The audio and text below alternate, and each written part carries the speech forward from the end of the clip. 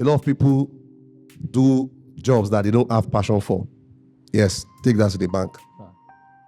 It's only very few people, the lucky people, that have been able to make money from their passion. For every applicant that have ever come over in the fintech space, let me tell you surprisingly, what you studied in the world of fintech, what you studied as your university degree is immaterial to us actually. We don't care. Honestly speaking. It's not what you read that we look out for.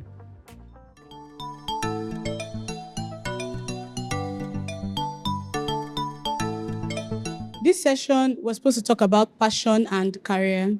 First, I'd like to say that my understanding of passion and career is passion first is something that fuels you or drives you to want to achieve something. So I believe as individuals, every one of us have things that are driving us, something that is pushing you, fueling you to take the next step, fueling you to move in a particular direction. And then career, as we all know, is what we what we are maybe undergoing or what we are doing, probably to earn a living or just to, some people do career for fun. Some people do it to earn a living, while some people do it to broaden their understanding about a particular field or on a particular, maybe they have a goal and then they're trying to attain that particular goal. So then they just take up a career and something and just, then they've tried to maybe find their footing in that particular field to ensure that they, either succeed or they just gain value. Either ways, we're going to be asking our guest here, Ma, please, what's your understanding of passion in career? To a particular, maybe to any kind of career, what's your understanding of the word passion? Okay, thank you very much. Passion for me is a feeling of enthusiasm and excitement. And that's one thing you must have for any career you wish to drive. Because that is exactly what will help you have the desired result and satisfaction. If you don't have passion for what you are doing, you are likely not to have fulfillment. So it is that enthusiasm. It's a very powerful ingredient and you must have it for you to make good success. Wow. So passion is a very powerful ingredient that you must have. I hope you're taking notes. Sir, can we hear from you, Mr. Emeka? Okay, thank you. For me, just to reiterate or buttress what our mommy and our sister said, passion for me is something you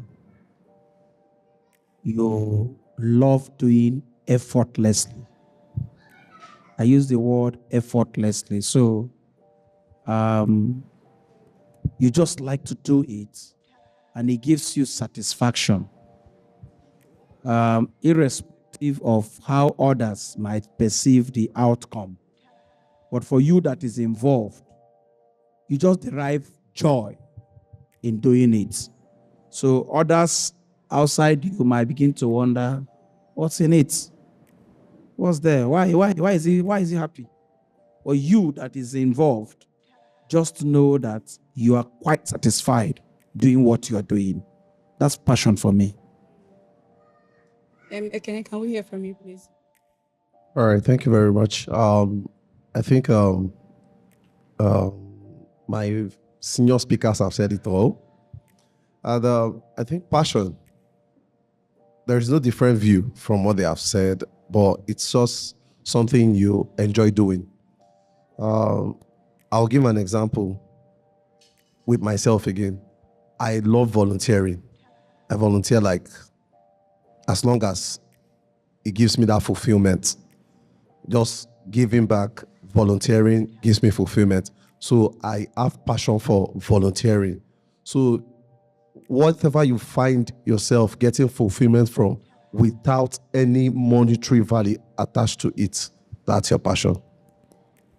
All right, thank you very much. So the next question will be, how did you discover your passion and what sparked it? How did you discover your passion and what sparked it?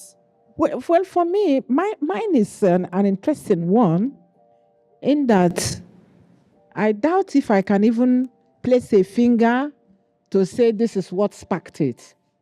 But I just discovered that I found myself doing something. And I kept doing it, and I love doing it. So for me, it was a natural flow of what I started doing and continued to do, and I enjoy doing them. And I've continued that way.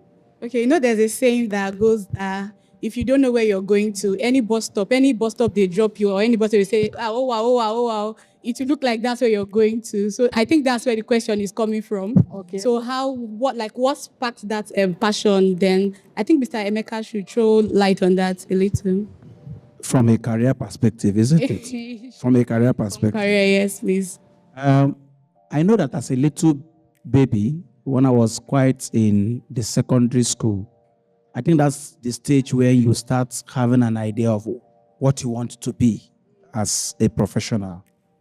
I had 3 things in my mind that were in my head that I wanted to be when I was in secondary school. One of them was that I wanted to be a lecturer. Yes, I wanted to be a lecturer for my secondary school. It was a dream. The second one was banking, right? And the third one was to be a lawyer. Correct. And these 3 desires were inspired by people around me. So sometimes your career passion might be inspired by the people you see. So and along the line, I brought the 4th leg. The 4th leg was also that I wanted to be a priest. Yes. So, and I told myself, okay, when I finished secondary school, the first struggle is, I said, of this, you wanted to be a lecturer. Why did I get inspired to choose to be a lecturer? Because my mother's uncle was a professor of architecture. So, and he was a lecturer then at Federal Polytechnic, Oko. So whenever he comes around to see my mom, there is this swag he carries himself about. Then as a kid, I'm like, wow, I would like to be like this guy. So, okay. Then the banking career in me was inspired by our landlord's son in Asaba. He comes back every time he comes back. He was working in AfriBank then as a regional bank manager. He was in charge of Enugu as a whole. So when the guy comes in, the way he dresses, so you can see that sometimes career passion can be inspired by people else you see. The way he dresses, the way he carries himself, and always clean. You see this eyeglass I started wearing, even when he's medicated now, no. But then, I used to sue brother, I still remember his name very well, Brother Paul Okeleke. Brother Paul Okeleke used to wear eyeglass. So even when I was in first year, I went to buy myself an eyeglass. Because I saw everything about him was like, I must be like this guy. So, and he was a banker, and I was seeing when he come around, how he dresses, everything he does is impeccable, how he carries himself, how calculative he was. So I started aspiring, I must be like this guy. And then I was now thinking, what does he do? How did he do it? So you can see that's part of the passion on the banking side of it. The clergy own came in when I was about to enter university, and we had our first young reverend in Asaba Diocese. Then Reverend Celestine and Emeka, those from Asaba Diocese, so we know him. And Emeka came in fresh from the university and went straight at very age of 24 to seminary. And the guy too fine. Sorry, you have to find what motivates your passion. And Emeka was too handsome, and he was a fantastic footballer. So he comes in the cathedral then. He was the finest reverend. His swag will not be here. And all of us like, Omo, I have to be a reverend. So you can see that all my career aspirations were motivated by people outside them. Some people are motivated, career choice are their parents. Some their parents are lawyers, they want to be a lawyer. Some their parents are doctor, they want to be a doctor. Some their parents are bankers, they want to be a banker. So that's little I can say for now. Okay, thank you very much, sir. This question is directed at Lady T.C. Ochiagha. It says, how do you merge your passion with your profession, even if they don't seem directly related? Okay. One thing I try to do with what I do is I always factor in my religious inclination in whatever passion and in whatever career that I pursue.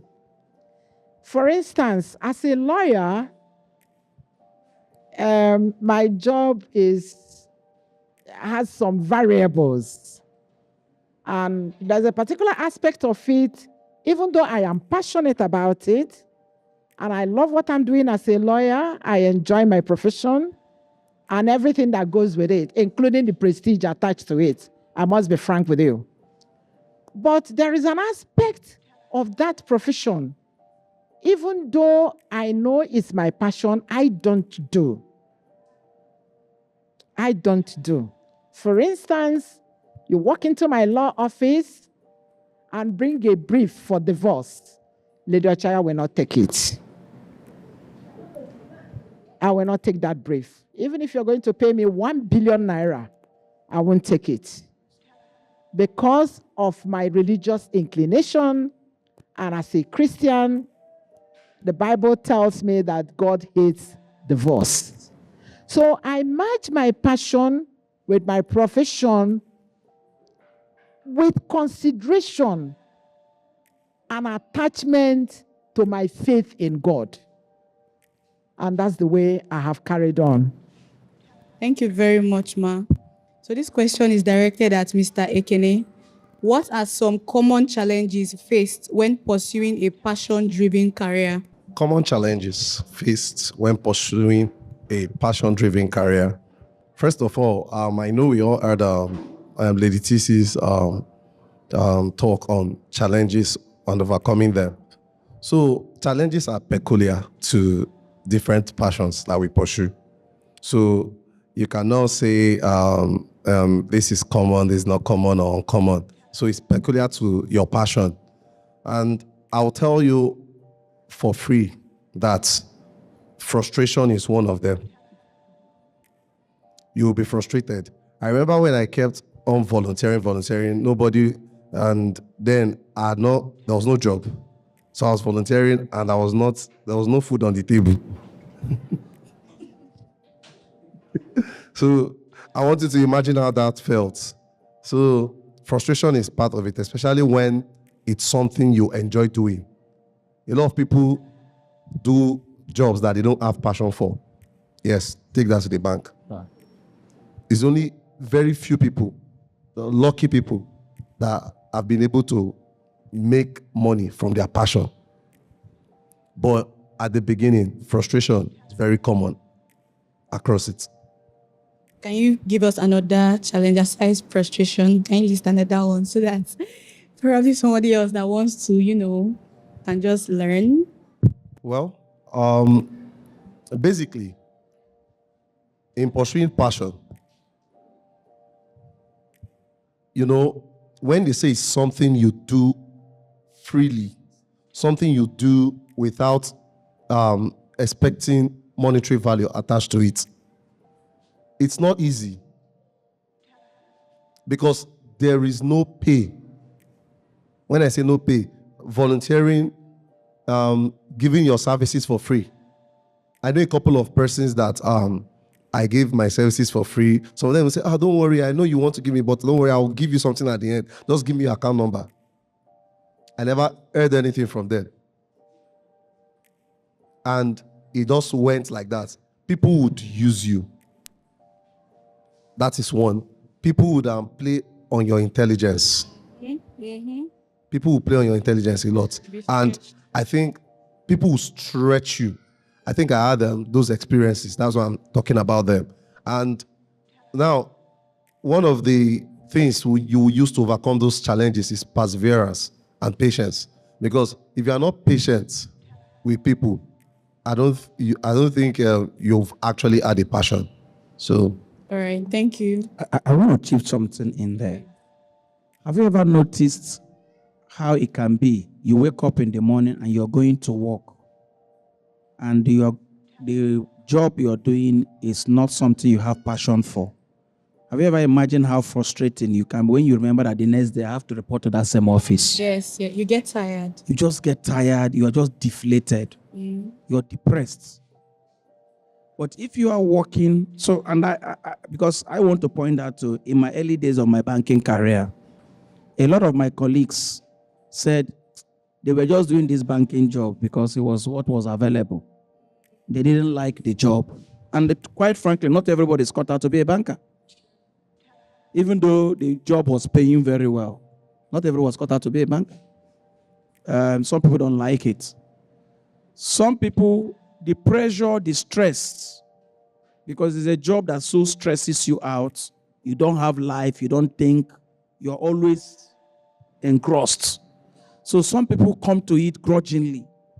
But for people like us, honestly speaking, if I don't wake up and go to that job, I feel like I'm dead. I've been in a situation where I was denied promotion in my career 2-3 times. My boss didn't like me either because he felt I was too bold and blunt. Exactly. So it didn't go down well with him. And he despised me. And he gets the point. It's a very frustrating thing for you to find yourself working with a boss that doesn't like your face and you don't like him either. Because you can't do anything. You can't do anything. You just have to live with it. So while everybody was grumbling, and he was that a difficult boss, he was a very difficult person, I still find joy waking up and going to that office.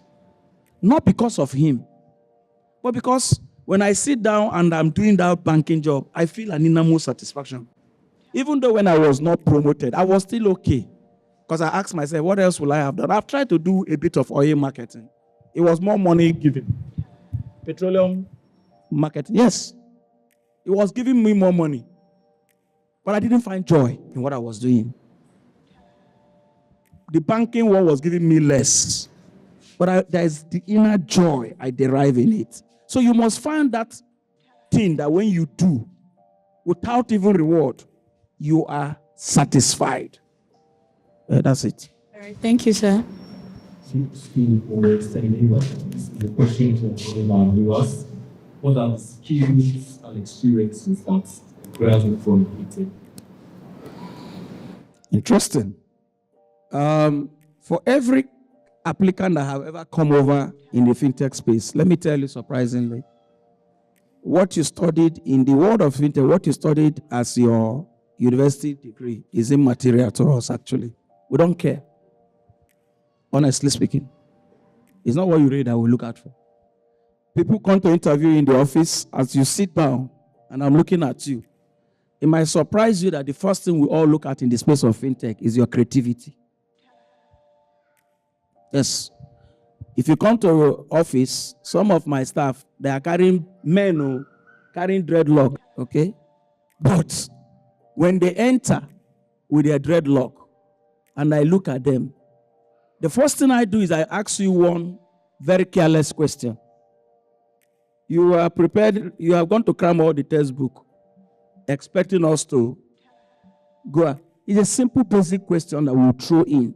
We want to see your capacity to think as if there is no box. Fintech as a space is a I call it innovative hub. Because what is even a fintech? Let's even define what a fintech is all about. It's financial technology, meaning you are leveraging on technology to disrupt the financial services space. All the banks are doing the traditional banking. What are the fintechs doing? The Fast Credit, the Kuda, the OPay, the Cowrywise, the Money Point. What are they doing that is different from what the traditional banks were doing? They simply came out, looked at, in those days, before you go to the bank to pay him money, it was a project. If I'm going to bank in those early days, it's a one-day walk. I want to go and put money in the bank or I want to go and cash money. It's a project. Some people there in the Ancient Union Bank used to go with maths. It may be surprising to your generation, but Sasid knows what I'm saying. You go there and queue in the bank now. I have entered banking when I was in the university to pay my school fees, and I had exam that morning in the campus, Union Bank. And my lecturer says, if you don't pay school fees and show the receipt, you can't write the exam. So I rushed on that exam morning to the bank. Monday morning, 8 o'clock, with my school fees to pay. The woman that was the teller there, two of them, they were discussing town union meeting they attended on Sunday. And I was saying, good morning, ma. They ignored me. Good morning, ma. They ignored me. They were just chatting away. And I was, they are elderly people now. But I was getting frustrated because my exam is 9 o'clock. And I was like, good morning, ma. They one shouted at me, get home training. Why are you interrupting the elders when they are talking? For real? In banking? But if it was the days of technology now, I don't need to walk into that bank to make that payment. I sit on my device, my mobile transfer, and I pay. And I send the receipt to I print out my receipts. Those are what Fintech brought in. In those days, how many people can open an account easily? You go to open an account in a bank, the processes it takes you. They will demand an eye and an arm. Fill this form, fill that. OPay and Money Point with your phone number is already an account number. Those are things that banks never thought it was possible, that your account number can be your phone number. And the reality, everybody remembers his phone number, but you may not remember your account number. So the fintechs came in and thought about it. Before accessing a credit in a bank, ask Sasid now. You apply for loan. It will go to credit committee. 2-3 weeks, bank is still checking your credit and asking whether your DNA is in order. The fintechs came in and said, God, get a loan in less than 2 minutes. Just get it. I get what I'm saying. Do you know why many businesses today are opening accounts, Money Point? In short, every barbing salon you go now is Money Point on OPay, Money Point on OPay. And I'm asking, don't you think the banks have lost all those businesses? They have. The fintechs decided to use technology and do the impossibility. I remember those early days in my career. I was the head of Western Union or money payment in Diamond Bank. I handled remittances. So Western Union, MoneyGram, or they were all put under my control. Do you know how difficult then that your brother in UK wants to send money? He has to take his money and go to a Western Union spot in Washington or any part of the world and give the cash to the teller in that Western Union shop. And they will post the money, and he will send Ekene the code, Western money transfer code. Ekene will use and walk into that Diamond Bank and queue. Who does that again now? With mobile app, that your brother there can just send money straight. We will move money from his own account in his foreign currency account, and you will get value in your Naira account as you're sitting there in less than 1 minute. Life made easy. So those are what the fintechs brought about. So you can see how the fintech, that's why when you are coming into the fintech space, the first thing we are looking at in you is what is your skill that is creative. In the ancient banking days, people look for brand communicators, or what we call corporate communication experts, marketing. Today, who cares about them? I'm looking for young, innovative people who are smart, who can do digital marketing. Put me on Facebook, put me on all the medias. They are skillful. I'm not interested in the man that is a chartered accountant of the Federal Republic of the World, FCC, all those qualifications. I'm interested in the guy who can use data. And you see these boys, 21-year-old boy tying bread like that are carrying his bag. You think this one a banker. But you give him data, he scatters that data and turn it upside and give you information about customers. So you can see the skill we are looking for in fintech. If you are really interested in working in the fintech space, you need to start cybersecurity. Everybody's going online today. Fraud is happening there. There are people who sit down, all they do is they're trying to defraud you. Because as transactions has moved from physical to digital space, there are also people who have left physical armed robbery with a gun. And I've decided to go to the cyberspace to know how to rob you through that channel. So, as they are studying it, there are people who are also studying how to checkmate them, to be the police physically to stop a thief. Cyber security experts are the digital police stopping fraud online as well. And it's becoming a new trend in trend. So if you are looking for skill to come into the fintech space, those technology, media management is a big skill in fintech. Good photography skill. There was an activity I was doing in my office. Like, I have to invite him because of his quality photography skill. Because as a fintech also, in our marketing, the quality of our videos and photographies, it must be high.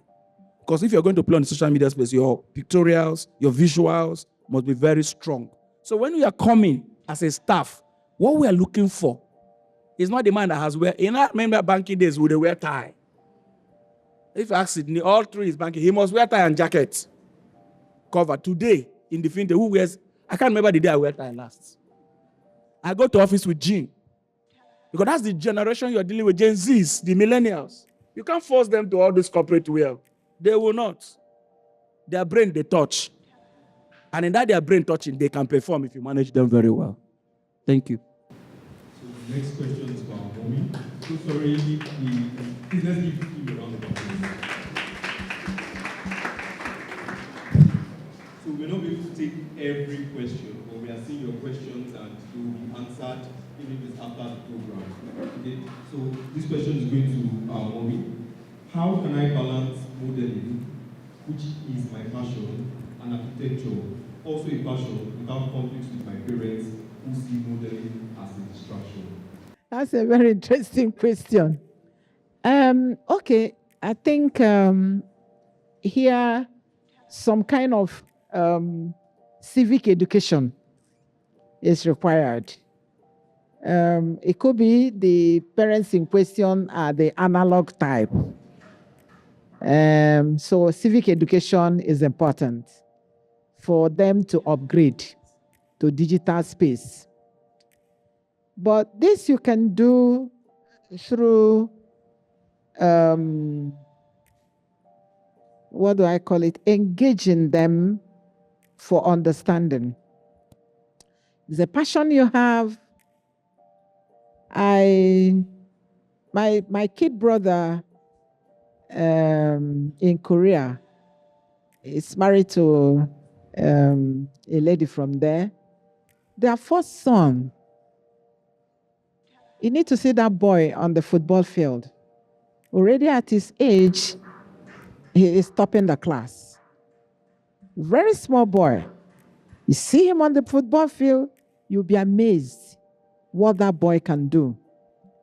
But on his own side, he is lucky that the father, who is my kid brother, is somebody that is exposed, and seeing that talent in him, just like the speaker said during the other session, that if in the olden days you say you want to be a footballer, your parents will cane hell out of your brain.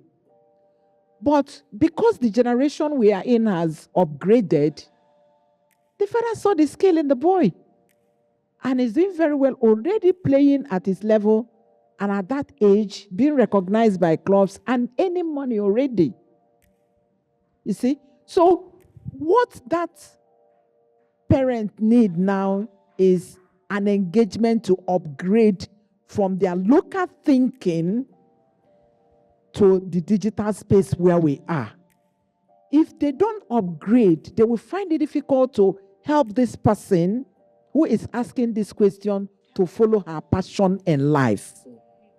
So it is important that they are brought to where we are to see the reality of life. Now, you can be a perfect model and still maintain your Christian virtues. Very well. I've told you now, I'm a lawyer, that there is an aspect of law I've refused to do because of my religious inclination. So the same in modeling, you can follow your passion very well and do it in such a way that it does not injure your Christian life. So it could be the possible fear of the parents. Haven't seen what other people term modeling. They term modeling to expose your breasts, expose every part of you, So to them, my daughter should not get into this. My son should not get into this. But in engaging them, you should be able to use examples like the one I have given about myself. Say, look, Mom, I can do this. But if these are your fears, I can assure you I will not get to that level. I will still do it in the right way to respect myself as a child of God. So through engagement, she can manage. She can pay it up and get her parents to agree with her. Thank you very much. The next question is a general question. So I'll be starting with my good brother, Mr. Ekene. It says, can you share a pivotal moment in your career? A what? A pivotal moment. A pivotal moment in my career. Okay, I'll start from the beginning of my career and how I got to where I am now. My first job was in the finance sector because I'd always wanted to be a banker. I started with Great Nigeria Insurance, and then I moved to Sterling Bank. But I discovered that I wasn't getting the fulfillment. Then the pivotal part of my career was when I relocated to Abuja. I spent about 8 years in Abuja, away from Lagos. So I went to the hospitality sector, and then I discovered that it was not what I thought. Then I was a manager in a hotel, 5-star hotel, and I wanted to give back because my passion was volunteering, giving back. I've always wanted to give back. So I asked myself, where would I be working, earning, and be giving back at the same time? So I started applying to United Nations, IOM, International Organization for Migration, and a couple of them. And then none of them was actually materializing. And then I found Slum to School, where I work currently. So I started volunteering with them since 2018. And then I moved in permanent with Slum to School. In Slum to School, you are a staff, you are a volunteer, and you are a philanthropist. Because during fundraising, you would give. So it matched my passion of giving back. So that pivotal moment was when I found Slum to School. Like every profession, career, it comes with its hazards. And you just have to find a way to cope because it's a challenge. Let me say that the first thing I would say gave me a facelift or joy was when I won my first court case. You know, in the law profession, you have two aspects. You can be a barrister, you can be a solicitor. You can be a barrister and solicitor. Some people don't know the difference between all this. But a barrister is the one that goes to court to argue your case. Advocate in the law court. You are a barrister. The solicitor is the one that does the commercial law aspect of legal practice. And then, of course, you can combine the two, which I do. So the first time I went to court with my boss, I was so nervous. I'd never argued in court before. And he didn't tell me I was going to be the one to move the motion. So we went to court. My boss, late Senator Onyabobi from Nnewi. I trained in his chambers before I set up on my own. So we got to court on that fateful day after my youth service. And I did my youth service in his chambers. And after that, they employed me. And then we go to court that morning and sat down. He just looked at me, said, "You are going to move the motion." I looked at him and said, "What?" He just turned his face the other way. Good God. I had not done that before. It was like throwing me under the bus. So when the court started and their case was called up, here I was then. I stood up. No, he first of all, as my senior, he will be the one to announce our appearances in court, which he did. And he just sat down and left me to drive the train. So I got up. In that my nervous state, I moved the motion. And the next thing I heard, the court said, application granted. I was so happy. So when we came out, before I could say, how did he feel? He just pat me on the back and said, well done. That was good. But another aspect that challenged me in this profession was when I was in the case of the Church of Nigeria concerning the Diocese of Benin and the Diocese of Chikwue South and Chikwue North. That was under Baba Adetiloye. I was doing some of these cases for the church, and believe you me, all for free. I do my church legal work pro bono. I don't charge the church. That's my decision. I'm not saying do the same if you don't want to, but that's my decision. So in Benin, you know this belief of witchcraft and all these things. So I kept hearing somebody slumped down and slumped in the courtroom and all that out of witchcraft and oh my goodness.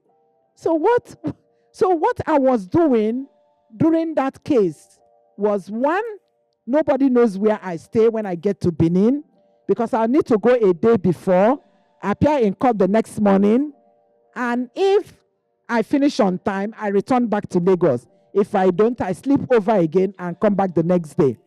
So I now thought to myself, what do I do in the midst of fears, anxiety, and all that? So you know what I was doing? As soon as I get to court, before I bring out my books on the table, I bring out my Bible. I was carrying big Bible, big one, so that they will know it's Bible, not the small one. So I'll just bring out my Bible, put it on my desk in front of me, with that kind of bold face and courage. I'll just put it there before I start offloading my books and my file. So those were pivotal moments in my career that I cannot forget. And the same thing happened during the Chikwue North and Chikwue South cases. Very, very volatile. The violence tension was so high. And I was doing that case. At that time, the late Archbishop Umadoma was the clerical secretary of the Church of Nigeria. So he was attending court with me. So at least that one, I know I have a man of God sitting in the audience, backing me up with prayers.